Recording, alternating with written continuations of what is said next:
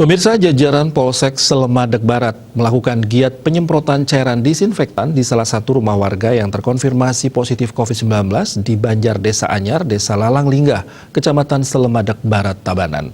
Kegiatan ini guna mengantisipasi penyebaran dan memutus rantai penularan virus COVID-19.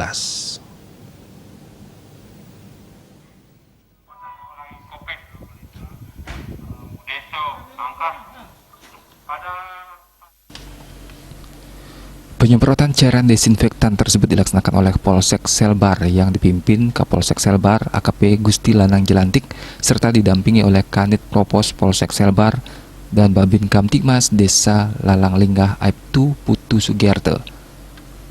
Kawil Banjar Dinas Desa Anyar Wayan Adi Sukerta dan Satgas Terpadu Penanganan COVID-19 Desa Lalang Linggah.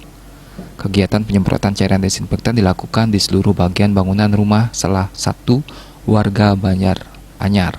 Kapolsek Selbar Gusti Lanang Jelantik mengatakan kegiatan penyemprotan desinfektan dilakukan secara berkesinambungan dalam rangka pencegahan antisipasi penularan COVID-19. Selain melakukan penyemprotan cairan desinfektan, dihimbau kepada masyarakat agar selalu disiplin menerapkan protokol kesehatan, diantaranya tetap menggunakan masker, menjaga jarak aman, rajin mencuci tangan, serta menjaga kesehatan dengan menerapkan pola hidup bersih dan sehat (PHBS).